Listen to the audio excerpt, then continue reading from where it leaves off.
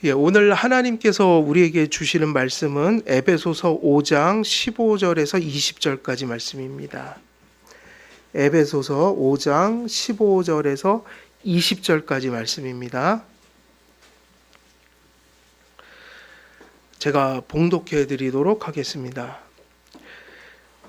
그런즉 너희가 어떻게 행할지를 자세히 주의하여 지혜 없는 자같이 하지 말고 오직 지혜 있는 자같이 하여 세월을 아끼라. 때가 악하니라. 그러므로 어리석은 자가 되지 말고 오직 주의 뜻이 무엇인가 이해하라. 술 취하지 말라. 이는 방탕한 것이니 오직 성령으로 충만함을 받으라. 시와 찬송과 신령한 노래들로 서로 화답하며 너희의 마음으로 주께 노래하며 찬송하며 범사에 우리 주 예수 그리스도의 이름으로 항상 아버지 하나님께 감사하며 그리스도를 경외함으로 피차 복종하라. 아멘. 오늘은 이제 또 새로운 문단 15절에서 20절로 넘어갑니다. 문단이 하나가 또 바뀌었어요. 그래서 오늘부터 이제 15절, 16절 또 강해해 나가도록 하겠습니다. 오늘 저희들이 지금 봉독해 드린 또 새롭게 시작되는 문단은 이 두 가지 주제가 지금 흘러가고 있는데요. 하나가 뭐냐면 지혜입니다. 지혜예요. 하나는 지혜이고, 여기서 성경에선 지혜를 참 많이 강조하는데 그 지혜가 여기선 구체적으로 언급이 되어 있어요.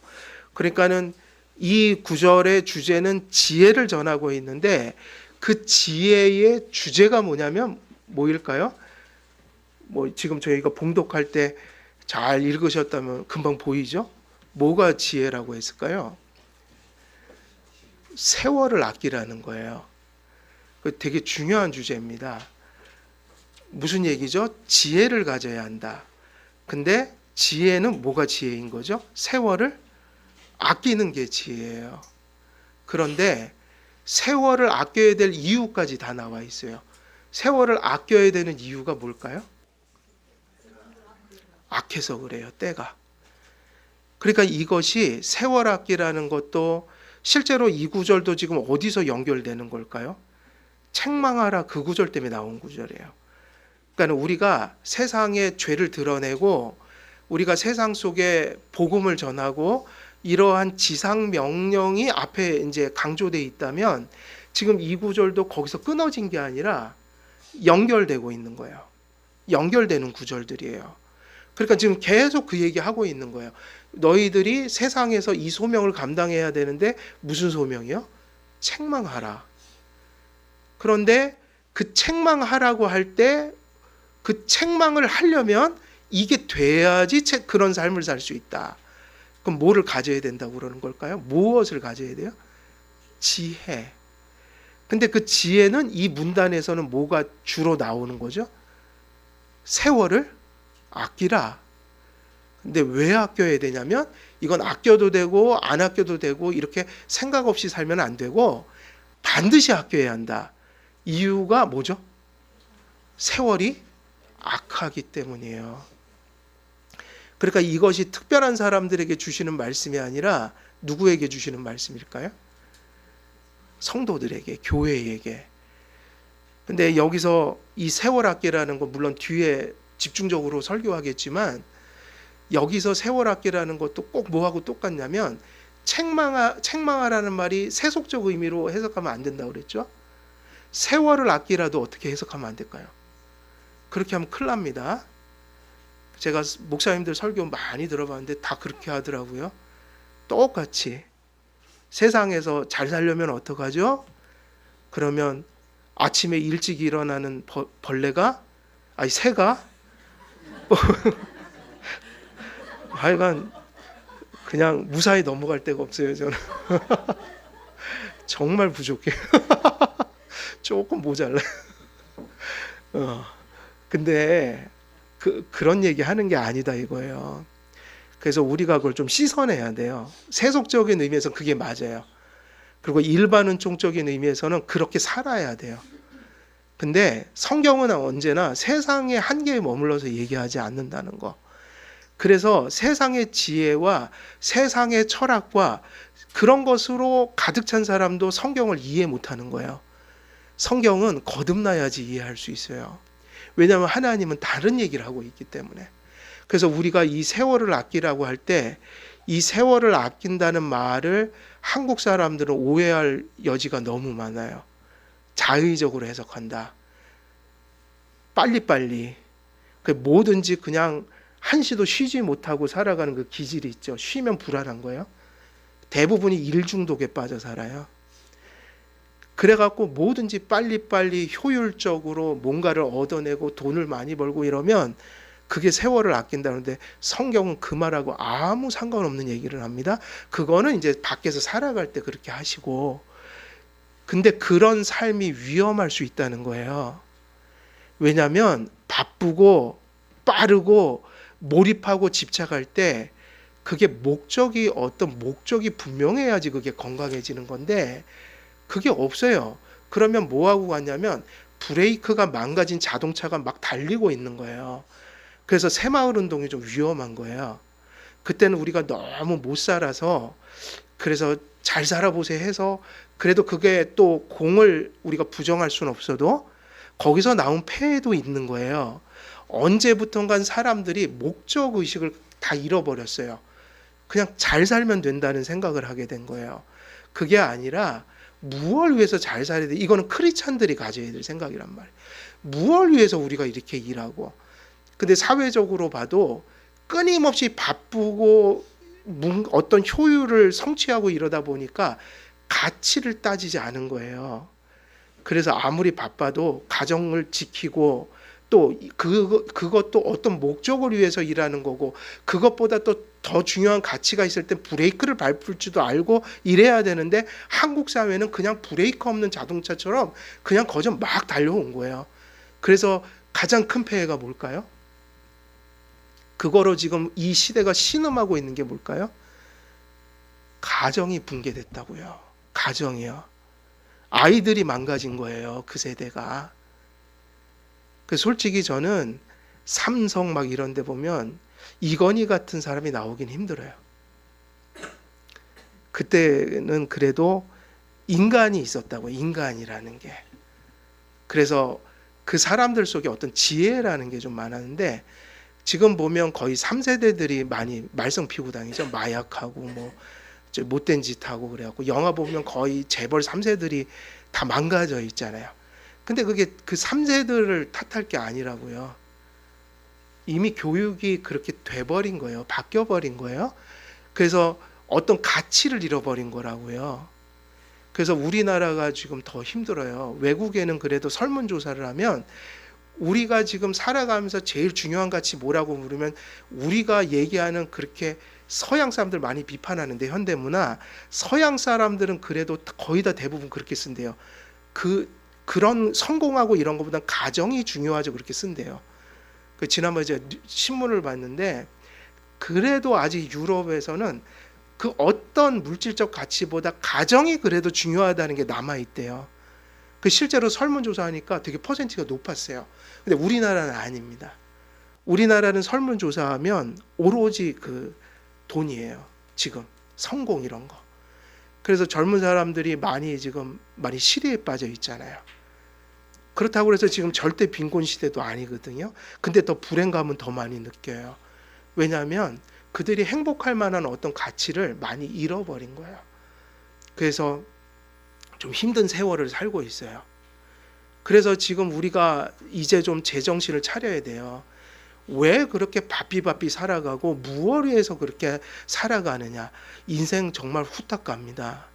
금방 갑니다. 세월은 너무 한정돼 있어요. 제가 요번에 수요일 날 창세기 강의하면서 아담이 몇 살까지 살았죠? 근데 주석가들은 한결같이 얘기합니다. 똑같이 그들에게도 죽음이 찾아올 땐 세월이 왜 이렇게 빠르지? 이렇게 느꼈다는 거예요. 그러니까 950년을 살던 2000년을 살아도요. 그 삶을 똑바로 인식하지 못하면 언제나 후회가 찾아오고 항상 세월은 그런 거예요. 무서운 거예요. 그래서 우리는 어떤 가치를 붙들어야 할까? 이게 싸움인데 어쩌면 이 얘기가 이 구절에서 되게 중요한 거예요. 크리스찬들이 붙들어야 될 가치를 인식하고 살라는 게 뭐일까요? 세월을 아끼라는 말의 의미예요. 그렇게 살지 않으면 불교 용어로 하면 어떻게 세월이 지나간다고요? 찰나처럼 지나간다. 근데 찰나처럼 지나가도 세월이 그렇게 무의미하지 않은 길이 하나 있어요. 그건 찰나 같은 세월을 의미 있게 사는 길밖에 없는 거예요. 의미 있게. 그럼 우리는 그걸 찾는 게 이제 숙제인 거죠. 그래서 일단은 제가 서두에 이걸 말씀드립니다. 세월을 아끼라. 빨리빨리 문화 아니에요. 그러니까 어떤 면에서 멈추는 게 뭐일 수 있을까요? 멈추는 게 뭐일 수 있죠? 세월을 아끼는 거예요. 어쩔 때는 바보처럼 그 효율적이라는 것 혹은 이익이라는 거를 우리가 조금 놓는 게 뭐일 수도 있는 거예요? 세월을 아끼는 걸 수도 있는 거예요. 왜냐하면 그게 나의 구원에 유익이 되고 또 서로 가정이 더 온전히 세워지는 데 유익이 되면 뭔가를 멈추고 뭔가 비효율적인 방식으로 잠시 그걸 선택할 필요도 있는 거예요. 근데 여기서는 사실은 본질은 뭐를 얘기하는 걸까요? 하나님과의 관계를 얘기하는 겁니다. 하나님과의 관계를 위해서 우리가 주어진 시간, 이 시간을 어떻게 채워갈 것인가. 요것을 인식하고 살아가는 게 뭐냐면 그걸 지혜에 있다. 근데 지혜로 오려면 우리가 살아가는 것 자체가 어디 안에서 살기 때문에 세월이란 말을 썼을까요? 시간. 우리는요, 모든 걸 시간 속에서만 다 하고 있어요. 심지어는 구원도. 믿고 회개하고 구원받고 구원받은 자의 삶을 사는 것도 지금 똑같이 불신자하고 똑같이 거의 인생의 한 100여 년을 살아가고 하루를 24시간 주어진 걸 살아가지 절대로 특별한 시간을 부여받지 않아요. 이 시간들 속에서 누구와의 관계를 바르게 세워야 돼요? 하나님이요. 요게 세월을 아끼는 건데 구체적인 건 뒤에서 또 말씀드릴게요. 그래서 8절에서 14절에서 바울은 무슨 얘기했죠? 성도가 뭐가 되어야 한다고 그랬어요? 빛이. 감당하여야 할 뭐가 있다고 그랬죠? 그래서 소명. 그래서 열매 없는 어둠의 일에 대하여 세상 사람들을 책망해야 한다는 교훈을 전했어요. 그러나 완악한 무지로 인해서 하나님과 원수가 된 불신 자연인들의 그 죄를 드러내어서 그들을 누구에게 인도하기 위해서 죄를 드러내줘요? 누구에게 인도하려고? 그리스도에게. 빛된 생활의 실제가 나타나야 하는 것이기 때문에 세상을 향한 책망을 통해 그리스도인의 소명을 조명한 바울은 이제 그리스도인들 자신들에게 뭐를 집중시키고 있을까요? 시선을. 그러니까 이 얘기예요. 지금 이 구도 잘 보셔야 돼요. 지금 누구 얘기한 거죠? 원래는 누구를 건져내라? 그죠? 저 세상 사람들. 근데 너희들이 이걸 해야 돼. 왜냐하면 빛이니까. 그럼 지금까지 계속 반복해 온 게 뭐죠? 빛의 옷을 입고 살라. 생활 방식을 그렇게 고쳐가야 한다. 이거는 고쳐야 되는 거예요. 그렇게 타고나는 사람이 없어요. 그러니까 우리 힘으로 저절로 되는 사람 없어요. 은혜 받고 고쳐가야 돼요. 그죠? 그런데 이걸 얘기를 다 하고 나니까 이제 시선을 누구에게 집중시키죠? 지금 이 얘기를 하잖아요. 지혜로워야 한다. 그리고 세월을 아껴라. 때가 악하니라. 그럼 이거 누구한테 하는 거죠? 이 얘기는? 불신자가 아니에요? 바로 그 말씀을 전해야 될 당사자가 된 크리스찬들. 그러니까 우리 자신에게 다시 시선을 바꿔놨어요. 왜 그랬을까요? 이것 때문이죠. 빛을 전해야 되니까 우리가 먼저 빛을 발해야 하니까 일단은 전도라는 건 저쪽 사람들 먼저 생각하면 안 되고 누가 먼저 바뀌어야 돼요?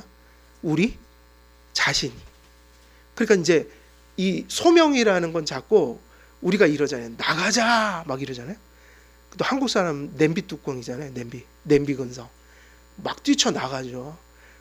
우리 한국은 좀 그래서 그런 기질은 있는 것 같아요.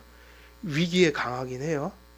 뭐 쳐들어오면 민초들이 이 세상을 구했어요. 언제나 임진왜란 때도 몽고군이 왔을 때도 그 의병들 일어나서.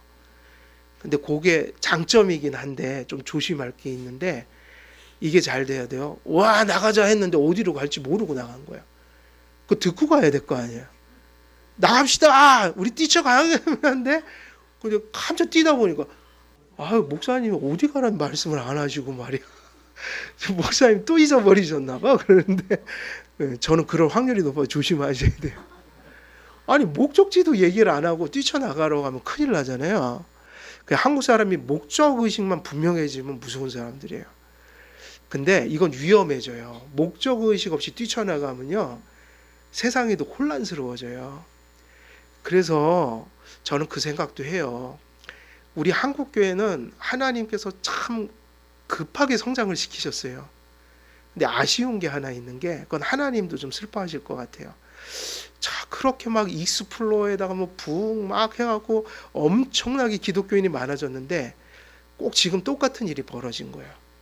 말씀과 진리가 분명하지 않으니까 교회가 커지고 나서는 엉뚱한 짓을 하고 앉아 있는 거예요. 어디로 나가요? 성도들을 맨날 선동하죠. 나갑시다. 전도합시다. 빛이 돼야 됩니다. 근데 그게 뭔지를 몰라요. 그러면 안 돼요. 빛이 되는 건 감정으로 되는 것도 아니고 그냥 막 열의로 되는 게 아니에요. 하나님 말씀이 여기 한자 한자 새겨지는 그 양만큼 우리가 빛을 발하는 거예요. 하나님 말씀을 인식하고 나가야 돼요. 하나님이 누군지, 내가 도대체 어떤 존재인지, 이런 존재를 하나님이 어떻게 구원하셨는지, 그리고 세상에 나가서 전도할 때 우리가 어떻게 하는 것이 하나님의 방식인지 이런 걸 다 하나하나 깨우치면서 뛰쳐나가서도 조심하게 또 하면서 또 자라가고, 주님 오시는 날까지 교회는 실수를 멈추지 않을 거예요. 주님이 오시는 날까지. 근데 이 얘기를 하고 있어서 정말 중요한 거죠. 이 에베소서 말씀을 조금 더 바르게 봤다면 한국 교회가 이렇게까지 망가지지는 않았어요. 뭐냐? 이 소명이 어떻게 이루어지냐면 바로 소명의 부르심을 받는 순간에 누구를 돌아봐야 되는 거예요? 우리 자신이요. 그래서 제가 목사님들하고 늘 인터뷰 같은 거 하면 그 얘기를 합니다. 자꾸 선교 얘기를 해요. 그럼 제가 그 얘기를 합니다. 목사님, 선교할 생각 먼저 하지 마시고 교회를 똑바로 세우세요. 여기다가. 그리고 교회론을 정립하세요. 선교는 누가 하냐면요, 불신자가 하는 게 아니라 누가 하는 거죠? 선교? 선교는 반드시 누가 해요? 이건 100%예요. 선교는 교회가 하죠. 그죠? 뭐 인도네시아, 무슨 필리핀, 중국, 일본, 항상 선교는 부르짖는데 제가 생각할 땐 늘 답이 간단해요. 교회가 건강해지잖아요. 선교하지 말라고도 합니다. 교회가 건강하잖아요. 가장 효과적인 선교를 감당할 수 있어요. 저는 한길교회가 이제 몇 년 지나면 또 선교에 대한 관심도 생길 거라고 봐요. 저는 한길교회가 선교 잘할 거라고 봐요. 왜냐? 저는 교회가 세워진 것만큼 선교하는 거지 교회가 없이 선교가 되는 일은 없어요. 왜냐하면 선교사가든 누가 가든 교회가 선교를 하는 거기 때문에 그 선교를 파송하는 그 주체가 건강하지 못하면, 그 선교사들을 길러내는 모교회가 건강하지 못하면 절대로 선교지에서 그 사람들에게 선한 것을 전해줄 수가 없어요. 그러니까는 선교든 구제든 무엇이든 언제나 관심은 선교나 구제로 가서는 안 돼요. 그럼 그게 사업이 되는 거예요. 비즈니스. 교회에서는 청소를 해도 비즈니스가 되면 안 돼요. 구제를 해도 비즈니스가 되면 안 돼요. 교회에선 그 모든 것이 하나님을 향한 봉사가 돼야 돼요. 여러분, 한국 교회는 엄청난 걸 쏟아부었지만 비즈니스를 했어요. 비즈니스예요. 여러분, 교회를 타락시키는 건 하나님의 영적인 일들을 비즈니스처럼 생각하는 거예요. 절대로 그러면 안 돼요. 항상 교회는 모든 일을 교회적 관점에서 해야 돼요. 선교? 교회가 하는 겁니다. 구제? 교회가 하는 겁니다. 그러니까 구제, 선교 무엇을 하든, 하다못해 무엇을 하든 여러분, 항상 우리의 관심은 무엇이 건강하게 서는 게 그 모든 사역들을 건강하게 만든다고 봐야 되는 거죠. 교회요. 그래서 저희는 그 기도가 끊이질 않는 거예요. 하나님 말씀, 신앙 고백, 교회 질서 속에서 우리가 겸손하게 사랑으로 섬김의 정신으로 하나 되게 해주세요. 이거는요, 제가 형식적으로 드리는 기도가 아니에요. 반복되면 반복될수록 저에겐 근심도 많고, 반복되면 반복될수록 회개할 것도 생기고, 반복되면 반복될수록 더 뜨거워져요. 말씀, 신앙 고백, 교회 질서, 우리 성도님들과 같이 똑바로 세워가야겠다. 왜? 그게 구제도 선교도 무엇이든 다 가능하게 하는 것이니까요. 그래서 성도님들에게 늘 얘기하는 것이, 우리가 무슨 교제, 교육 다 있지만 이거 허물어지면 아무 쓸데없는 겁니다. 항상 교회에서는 예배를 소중히 여기고, 우리가 그 하나님 앞에서 말씀, 신앙 고백, 교회 질서를 따라 살아가는 것을 잘 정립해 가는 거, 이것만한 다른 어떤 힘이 나올 수 있는 것이 교회는 약속되어 있지 않아요. 결국 이 얘기잖아요. 다 중요한데 결국 우리의 관심이 어디로 돌아와야 한다? 그래서 똑같죠. 바울은 지금 선교를 얘기하고 있고 전도를 얘기하고 있는데 지금 관심을 어디로 다시 뒤바꿔 놨어요? 그 일을 위해서 어디로 뒤바꿔 놨냐면, 어디로 뒤바꿔 놨어요? 저 세상 사람들이 아니라, 어둠이 아니라 빛이요. 그래서 우리 교회들이 어둠도 얘기를 해야 돼요. 무엇이 어둠인지를. 그죠? 그러면 어둠에 속한 건 좀 이게 좀 수고스러운 일이고 피곤한 일이에요. 무엇이 잘못됐고 저런 건 따라, 이것도 중요합니다. 그냥 그걸 알아야 될 거 아니에요? 근데 더 중요한 건 뭐죠? 무엇이? 어둠은 많이 얘기했으니까요. 그럼 뭐를 얘기해야 돼요? 무엇이 빛이냐? 무엇이 빛이냐? 그럼 그거는 어디로 가야지만 아는 거예요? 말씀과 신앙 고백으로 가야지만 아는 거예요. 그래서 한길교회는 그렇게 교육을 중요시했어요. 많이들 힘들어 하셨지만 그거를 멈출 수가 없어요. 그래서 앞절들과 15절이 연결된다는 증거가 어디 있을까요? 14절까지 얘기가 지금 그 얘기 때문에 또다시 이 얘기를 하고 있다. 그러면 그게 몇 절, 15절에 무슨 말로 거기 그 증거가 나와 있죠? 앞에 절과 연결되고 있는 구절이 또 새롭게 시작된다. 그런즉이에요. 그래서 그런즉은 헬라어로 운 그러는데, 이 운이라는 접속사, 요것이 무슨 뜻이냐면 그런즉. 그러면 접속사는 어디와 어디를 연결시키는 거예요? 앞과 뒤를 연결시키니까 연결되어 있는 구절이죠. 그래서 이게 끊어놓으면 말이 안 돼요. 이 얘기를 왜 했지? 바울이 왜 했지? 하나님께서 왜 이 영감받은 말씀을 여기에 이렇게 주셨지? 그러면 연결이 돼야죠. 저 세상에서 책망하는 자가 되라. 그걸 하려면 우리 자신을 성찰해야 한다. 그래서 돌아봐야 합니다. 성도의 소명은 불신 자연인들의 죄를 드러내고 깨우쳐 그리스도께 그들의 영혼을 인도하는 것입니다. 제가 뭐 예화 좋아하지 않지만 예화를 하나 좀 전해드릴게요. 예화긴 하지만 실제 있었던 일이에요. 예화긴 한데 실제 있었던 일이에요. 그리고 제가 이 예화를 언제 들었냐면요, 제가 고등학교 막 졸업하고 어떤 목사님께 들었던 예화인데 제 머릿속에 각인이 돼서 한 번도 잊어버린 적이 없어요. 무슨 얘기냐면, 어떤 초등학교에서 이제 쉬는 시간에 애들이 화장실 가고 그러잖아요. 근데 어떤 아이가 이렇게 호주머니에다 이렇게 손 넣고 오는 거예요. 그 선생님이 지나가다가 걔를 봤어요. 그 인사를 하더래요. 안녕하세요 그러는 거야. 그 선생님 기분이 어땠을까요?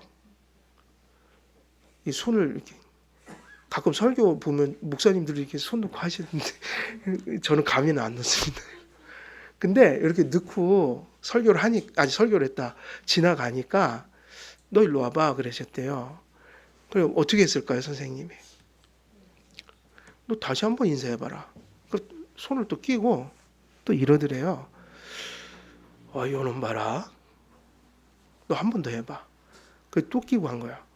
선생님이 진짜 화가 난 거야. 그 어떻게 했을까요? 여러분이라면 어떻게 하시겠어요? 근데 이게 언제 얘기냐면요. 적어도 이 얘기를 90년도에 들었거든요. 91년도. 제가 91학번이니까 고등학교 졸업하고. 그때는요. 뺨을 맞았죠. 선생님이 그냥 때린 거예요. 그 저기로 나가 떨어지더래요. 근데 그때 아이가 울면서 일어난 거예요. 뭐라고 그랬을까요? 이 아이가 손을 빼는 거예요. 뺐는데 이 팔이 없었던 거예요. 여기다 옷을 이렇게 껴놨는데 선생님은 그거를 손을 끼고 있는 걸로 본 거야. 그 뭐죠? 이게 손이 없는 거라고요. 그리고 이제 그걸 빼면서 아이가 울면서 선생님 저는 팔이 없어요. 선생님이 얼마나 미안했겠어요. 그 아이한테 사과하고 안아주고 그리고 이제 상당한 오랜 기간 동안 죄책감을 가져갖고 힘들었다고 그러는데 근데 이제 제가 이 말씀을 왜 드리냐면요. 우리가 아까 그 지혜 세월을 아끼라고 그랬잖아요. 여러분 우리가 이걸 뭐라고 부르죠? 지금 이 행위를 이 선생님이 그 아이에게 한 행위를 뭐라고 보통 불러요? 이런 실수를 이걸 오해라고 하죠. 이걸 뭐라고 부른다고요? 오해인데 여러분들은 오해하면 일단 사람부터 떠올리겠지만 일단 거기가 중요한 게 아니에요.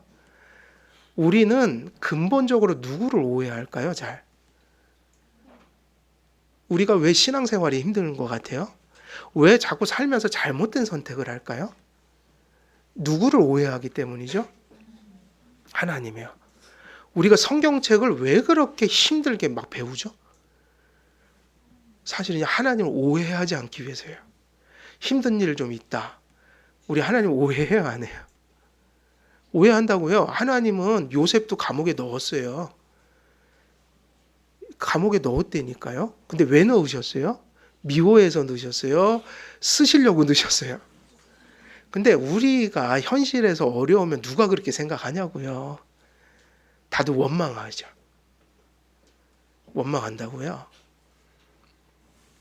우리는 사실은 누구를 오해하기 전에 누굴 제일 오해하냐면 하나님을 제일 오해합니다. 하나님의 뜻을 잘 몰라요, 사실은. 그래서 성경에 복종해야 되는 이유가 거기입니다. 마음도 아니고 감정도 없는데 하나님 말씀이 그래서 하나님 말씀이 저렇게 얘기하시네? 그러니까 뭐 예를 들면 내가 죄인이 아닌 것 같은데 그래도 내가 회개해야지는 하나님 말씀에 그렇게 쓰여 있으니까 이게 가장 안전한 회개예요. 내가 죄인인 거 언제까지 그걸 기다려요? 감정이 뜨끈뜨끈하게 눈물도 떨어지고 그게 아니라 하나님 말씀이 죄라고 하면 즉시로 그게 하나님 말씀에서 회개하는 게 진짜 회개라고요. 우리는 하나님이 은혜를 주셨다고 해도 그걸 그렇게 못 믿어요. 하나님은 살리려고 사실은 고난을 줄 때도 있거든요. 근데 우리는 어떻게 생각하죠? 죽이려고 고난을 주신다고 생각할 때가 많아요.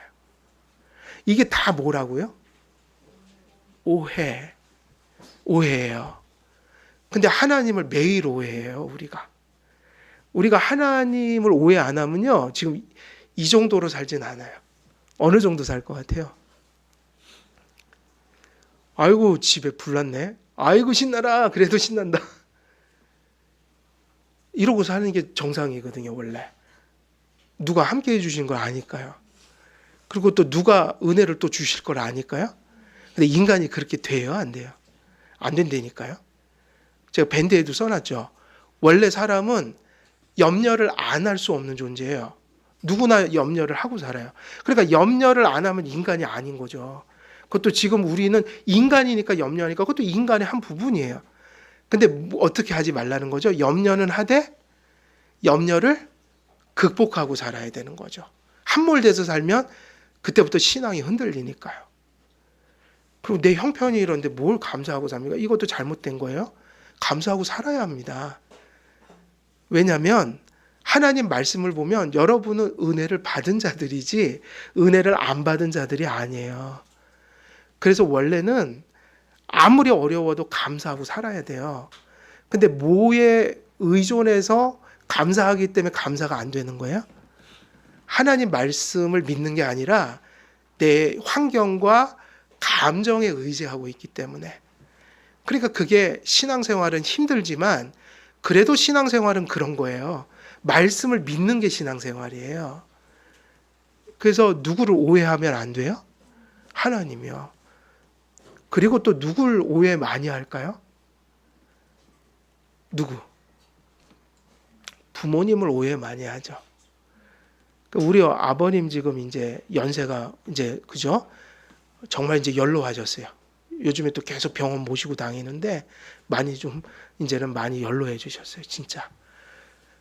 근데 지금 가만히 돌아보면 좀 지금도 후회되는 게 저도 아버지한테 어쩔 때는 대들었을 거 아니에요, 그죠? 그 대들었을 때 가만히 생각하면 다 오해인 것 같아. 지금 생각하면 제가 부모 되고 나니까 아 애들이 나한테 그럴 때 아 내가 저랬구나. 부모님한테 오해를 많이 하는 거예요. 그때 아버지나 엄마 마음을 잘 헤아렸으면 그렇게 소원하지 않았을 텐데 또 그래도 살다 보면 반항하잖아요. 다 사춘기 때도 그렇고. 근데 돌아보면 잘못한 것 같아 지금은. 왜냐하면 오해니까요. 지금 가끔 거기 아버님 이렇게 대화 나누면서 물어봐요. 아버지 뭐 그때 그러면 이제 아버지 가만히 얘기 들으면 항상 후회하는 게 부모들은 지나가면 아무 생각 안 해요. 우리가 자꾸 생각한다고 생각하는 거지. 부모는 딱 그 순간 지나면은 뒤끝이 없어요. 누가 뒤끝이 많아요? 부모는 없는데 누가 뒤끝을 부려요? 보통은 자녀들은 끝까지 상처라고 주장하면서 상처받았어요. 상처받았어요. 그런데 부모는 상처 안 받나. 이상하게도 부모는 잊어버렸더라고요. 제가 미안한 게 그거예요. 아버지하고 대화하다 보면 그런 거 기억도 안 하고 있어요. 뭐 그런 상한 감정에 치유 그러면서 뭐 예? 그러면서 맨날 뭐 옛날 상처를 치유해야 된다는데 아유 뭐 이렇게 약해 빠져갖고 사람들이 그 뭐 상처 될 것도 없어요. 가만히 생각해 보면 부모님들은 다 잊어버리고 살더라고요. 근데 이제 오해하고 살더라. 또 누가 오해하죠? 우리 오해 많이 하잖아요. 가족들 뭐 친구들. 근데 가만히 보면 아까 그 선생님이 이렇게 그 아이가 장애인인 걸 모른 거 아니에요. 그죠? 인간은 거기까지 들여다보는 거 힘들어요. 그 이제 우리가 살아가는 것 자체가 거의 모든 게 거의 오해예요. 상당히 많은 부분들은. 근데 정말 오해하면 안 되는 분이 한 분 계신데 누구라고요? 이러면 구원이 흔들려요. 구원받은 자가 하나님을 오해하면 절대로 신앙 안 자라요. 그 모양으로 살아야 돼요. 왜냐하면 오해를 하면 하나님을 오해하면 큰일 납니다. 그래서 하나님 오해 안 하려고 시간이 있으시면 조금이라도 더 할애를 해서 뭘 읽고 배워야 돼요. 하나님 말씀이요. 그래서 원래 힘들 때 더 교회 열심히 나와야 돼요. 왜냐하면 힘드니까요. 그럼 더 위험해지니까 삶이. 근데 사람들은 보통 힘들면 교회를 잘 나와요, 안 나와요? 그러면 안 된다고요. 더 열심히 나와야 돼요. 더. 그게 신앙 아니에요? 세상에서 세상 쫓아 살아가다가 안 되니까 사실은 그 어려움도 그걸 좀 깨달으라고 주시는 거 아니에요? 우리가 세상의 것을 의지해서 사는 게 아니라 누구를 의지해서 산다? 그리고 모든 것의 생사화복이 누구에게 달렸다는 거예요? 사실은 고난이 필요하다면 한 가지밖에 없어요. 그거 깨닫는 거예요. 우리 힘으로 되지 않는구나. 그래서 누구를 의지하라고 그렇게 하는 거예요? 하나님이요. 그러면 정말 어려울수록 더 말씀 붙들어야 돼요. 기도도 더 해야 됩니다. 힘들 때. 제가 볼 땐 힘들 때 기도 더 하셔야 돼요. 집에서. 매번 교회는 못 나오셔도 집에서 기도하셔야 합니다. 그래서 그런즉 그랬잖아요. 주의를 누구에게 돌리고 있다고요? 내 자신에게. 근데 이 얘기는 지금 제가 말씀드린 예화하고 되게 중요하게 맞물려 가요. 뭐냐? 왜 우리에게 집중시키냐면 누구에게 전도하고 누구를 살려내고 이런 일 이전에 이 모든 일이 멈춰지는 건 누구에 대한 무지 때문인 거예요? 하나님에 대한 무지. 그리고 그에 대한, 그걸 우리는 뭐라고 불렀죠? 그에 대한 무지를 뭐라고 불렀죠? 오해라고 불렀죠. 오해 비슷한 거라고요. 왜 끊임없이 방황하냐면 끊임없이 누구를 자꾸 오해하는 거예요? 하나님을요. 근데 우리가 아담 안에서 모두가 죄인이 됐는데 어떻게 성경을 읽지도 않고 배우지도 않고 기도하지도 않으면서 우리가 하나님을 알 수 있냔 말이에요. 하나님의 지식은 학교 공부가 아니어서 경건을 가져야 이게 깨우쳐져요. 그래서 하나님의 말씀을 배워야 해요. 근데 배우는데 어떻게 배우냐면 끊임없이 반복하면서 배워야 돼요. 자꾸 잊어버리거든요. 알아도 안 되거든요. 그래서 자꾸 우리의 뇌와 심령을 때려줘야 돼요. 무엇으로요? 말씀으로. 때려준다는 게 뭐냐면 나쁜 의미가 아니라 자극해줘야 된다. 각성시켜줘야 된다. 자꾸만 이게 인식이 일어나도록 자꾸만 흔들어줘야 한다. 그래서 그런즉 너희가 어떻게 행할지를 자세히 주의하여. 그래서 사실은 전도할 사람은 저기 밖에 있는 어둠은 저 불신자들인데 빛을 향해서 뭐 하라고 그랬죠? 너희가 어떻게 행할지를 주의하여. 지혜 없는 자 같이 하지 말고 오직 뭐가 있는 자 같이 해라?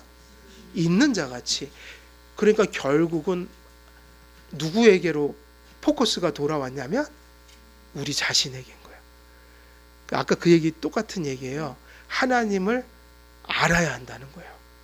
그 하나님의 지식을 왜 하냐면 그 하나님 앞에서 누구를 알려고요? 내 자신을. 다시 말해 내 자신을 관리해야 되잖아요. 그래서 아까 오해라는 말이 나왔지만 이건 또 되게 중요해요. 타인을 오해하거나 하나님을 오해하는 것도 문제지만 보통은 누구를 오해 많이 하고 살까요? 누구를? 우리 자신을요. 우리는 우리 자신을 솔직히 모릅니다. 그래서 저도 자꾸 이렇게 세월이 흐르면서 그게 조금 조심스러워요. 예전에는 제가 그런 얘기 많이 했거든요. 나는 이런 존재야. 어쩔 땐 부정적인 걸 수도 있고 긍정적인 걸 수도 있는데 어쩔 때 그렇게 얘기해요. 나는 이렇거든. 나는 이렇거든. 근데 요즘은 자신 없어요. 그런 내가 아닐 수 있다는 걸 자꾸 깨달아요. 정말 모르겠어요. 내가 나를. 그죠? 그걸 성경에서 먼저 깨달아야 되는데 유행가에서 먼저 깨달았어요. 나도 나를 모르는데 넌들 나를 알겠느냐. 뭐 그게 불교적인 사상을 가졌겠죠. 근데 그거 일반 진리예요. 그냥 불교 떠나서 뭐 그런 유행가 좀 불러도 괜찮아요. 가끔 하나님 생각하면서 그지 난들 나를 알겠느냐. 근데 그거 되게 중요합니다. 하나님 몰라도 거기서 허물어지니까 야 내가 나를 알아야겠다 그런 거 아니겠어요? 근데 우리가 우리를 잘 모르더라고요. 뭐가 정말 우리를 위한 것인지, 뭐가 나를 위한 것인지, 뭐가 나를 가장 유익하게 하는 것인지도 사실 하나님이 분명해져야 나도 나를 잘 살아갈 수 있는데 사실 우리가 하나님이 희미해지면 나에 대한 생각이 자꾸 이렇게 오해가 되고 다시 말해 잘못된 선택을 자꾸 하면서 살게 된다. 그래서 이제 중요한 건 성도의 삶이라는 것도 이렇게 흔들리는 거예요. 그렇지 않아요? 다 흔들리니까 우리가 먼저 가다듬어져야지 누구에게 복음을 전할 거 아니에요. 그러니까 너를 먼저 관리해라. 돌아봐라. 이 얘기가 지금 무슨 얘기냐면 15절 말씀이라고요. 그래서 지혜를 얘기하기 시작하는 거예요. 그래서 남을 책망하기 전에 먼저 나를 살펴야 하는 것이 이치입니다. 어쩌면 그래서 예수님께서 이런 말씀을 남기신지 모릅니다. 그래서 다른 성경에서는 이렇게 돼 있죠. 마태복음 7장 3절에는 어찌하여 형제의 눈 속에 있는 모는 보고 티는 보고 내 눈 속에 있는 들보는 깨닫지 못하느냐. 그래서 이런 말씀한다고 또 교회가 죄를 막 죄로 여기자 이 얘기 아니죠. 그거는 확실히 해야 되는데 항상 우리가 우리를 관리할 대상으로 알고 가요. 하나님이 아니다 이거예요. 우리가 부단히 깨어 있어야 이 일을 감당할 수 있다. 매튜 헨리는 15절과 앞의 절들을 이렇게 연결지어서 주석했어요. 만일 너희가 그들의 죄에 대해 다른 사람들을 책망하고 또 이 특별한 의무를 신실하게 감당하려면 너희 자신을 자세히 어떻게 해야 된다? 살피고, 똑같은 얘기죠 본문. 그리고 너희 자신의 행위와 행동을 어떻게 해야 될까? 라고 하면 조심해야 한다 이 얘기예요. 빛이 되지 않고는 빛을 비출 수가 없기 때문이에요. 성도들이 영적으로 깨어 살아야 하는 이유는 의의 태양이신 그리스도께서 성도들에게 빛을 비추어 그들을 통해 세상을 비추게 하셨기 때문입니다. 그래서 교회는 항상 이렇게 많은 하나님을 모신 곳인 동시에 또 많은 분들이 모인 곳이잖아요. 그래서 항상 조심하고 주의하고 내가 하는 행동과 말과 작은 행위들 있잖아요. 아주 사소한 거. 이런 것들을 되게 많이 생각하면서 가야 되는 공동체예요. 그래서 목사가 좀 힘든 이유가 다른 게 아니라 목사도 똑같은 인간이거든요. 성경에 보면 뭐라고 돼 있죠? 야고보서에 있나요? 엘리야도 모든 사람들과 똑같은 성정을 가진 자라고 그랬어요. 다 부족하고 죄도 있고 어쩔 때는 그 지저분한 행동도 나타내는 그 인간이다. 그래서 어떤 위치보다는 또 이런 목사들의 길이라는 것은 사실은 그런 것들이 조금 힘들지 않은가 싶어요. 완전치도 않은데 상당히 온전한 사람처럼 살아가야 되는 상황들이 있는 거예요.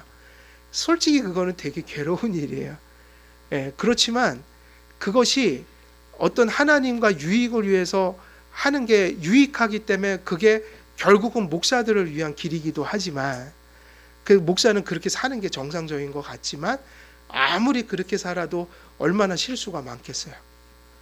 근데 어찌됐든 목사만이 아니라 교회는 그런 곳인 것 같아요. 그래서 그러므로 바울은 세상을 책망하는 일을 교훈한 후에 다시 그리스도인 자신에게 시선을 집중시킵니다.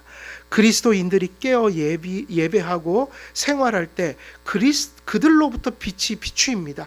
문제는 왜 이 말씀을 기독교인들에게 간절히 전하냐면 빛이 아니고는 빛을 비출 수 없으니 교회와 성도가 아니면 빛을 비출 수 없으니 이 얘기는 누구에게만 부탁할 수밖에 없는 거예요? 교회예요. 다른 세상 사람들에게는 얘기할 수 없는 영역이다. 이 바울이 얼마나 간절함으로 얘기했을까요? 만일 누군가 참 믿음을 가지고 예배하고 생활한다면 세상은 그 빛을 보지 않을 수 없게 됩니다. 그래서 이 모든 것들은 다 완전할 수는 없다고 그랬어요. 그리고 우리들의 상황과 또 아주 급한 일들 그리고 건강 뭐 이런 것들이 있어서 우리가 또 최선을 다하지만 할 수 있는 한계들이 있죠. 그죠? 그걸 완벽하게 할 수는 없지만 그러면 제가 말씀드리는 거 그 양이 아니에요. 이해되시죠? 내가 할 수 있는 내 형편과 건강과 지금 모든 여건 속에서 여기까지 할 수밖에 없는 한계가 있다면 그것을 진실하게 하라는 거예요. 그리고 거기까지 그것이 정당하기 위해서 그것은 나의 최선이어야 해요. 무슨 얘기인지 아시죠? 거기까지가 최선이라면 그리고 진정성을 가지고 하는 것이라면 하나님은 그걸 온전한 것처럼 받아주시겠죠. 양을 얘기하는 게 아니라 그 중심을 얘기하니까 우리가 좀 그래서 이런 이야기들을 자유함 속에서 그렇지만 진중함 속에서 잘 이렇게 받아들일 필요는 있죠. 그래서 오늘 이 말씀 시간이 다 돼서 이제 여기서 멈추면 오늘 말씀 전한 것은 어떤 얘기를 한 거죠? 계속 가는 거예요, 지금. 14절 이전부터. 그래서 그 무슨 얘기 하다가 계속 이어지고 있어요. 너희는 어둠의 일에 참여하는 자가 되지 말고 오히려 도리어 책망하는 자가 되라. 그럼 책망하는 자 되라. 그런데 거기서 끝난 게 아니라 이어지죠. 그것을 잘하기 위해서 지금 바울은 누구에게 시선을 다시 바꿔놨어요? 빚된 자들에게 바꿔놔서 교회와 성도들에게. 그래서 그 소명을 감당하기 위해서 우리가 잊지 말아야 될 것은 먼저 내가 성도가 되고 먼저 여기가 뭐가 돼야 되는 거죠? 교회가. 그러면 자연스럽게 그 일을 감당할 수 있다. 다시 말하면 빛을 비출 수 있다.